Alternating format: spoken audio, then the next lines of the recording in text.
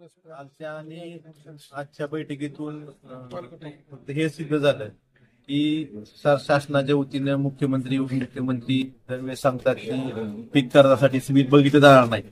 परंतु काल आणि आज दोन्ही तालुक्यात बैठक घेतल्यानंतर बँकर्सनी बँकेच्या अधिकाऱ्यांनी स्पष्टपणे सांगितलं की आम्हाला एसएलबीसी असेल किंवा आमच्या वरिष्ठ कार्यालयाकडनं सिबिल बघू नका अशा कुठल्याही सूचना आम्हाला आलेल्या नाहीत. त्यामुळे आम्ही जी पूर्वीची पद्धत आहे सिबिल बघूनच कर्ज द्यायचं ही पद्धत चालू ठेवलेली आहे.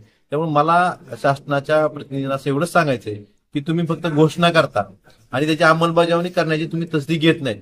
त्यामुळे तुम्ही जरी तुमच्या घोषणेवर विश्वास ठेवून शेतकरी बँकेत जातो आणि त्यावेळेस त्याचं सिबिल बघून त्याला पीक कर्ज नाकारलं जातं त्यावेळेस त्याला लक्षात येते की ही फक्त घोषणा आहे. त्यामुळे कमीत कमी बाकीच्या घोषणासारखी ह्या तरी बाबतीत तुम्ही शेतकऱ्यांच्या भावनेशी खेळू नका, शेतकऱ्यांची चेष्टा करू नका, ही मला माझी शासनाला विनंती. त्यामुळे शेतकऱ्यांच्या काय अडचणी होत्या, बँकांना काय सूचना दिल्या? यात बऱ्याच शेतकऱ्यांच्या ज्या अडचणी मुख्यत्वे होती सिबिल मुळे त्यांचं पीक कर्ज नाकारलं जाते, ओटीएस मुळे, राईट ऑफ मुळे त्यांचं पीक कर्ज नाकारलं जाते. शासन फक्त सांगतंय की आम्ही सिबिल बघणार नाही किंवा बाकीच्या कुठल्या पीक कर्जाला अडचणी येणार नाही, परंतु शासनानं तसं काही कारवाई न केल्यामुळे पीक कर्ज मिळवण्यासाठी शेतकऱ्यांना खूप मोठ्या प्रमाणात अडचणी येत आहेत आणि त्या अडचणी आल्यामुळे नाईलाजानं शेतकऱ्यांना सावकाराच्या दारात जावं लागतं आणि सावकाराच्या दारात गेल्यामुळे आपल्या जिल्ह्यातल्या किंवा राज्यातल्या शेतकऱ्याच्या आत्महत्या कमी होत नाही.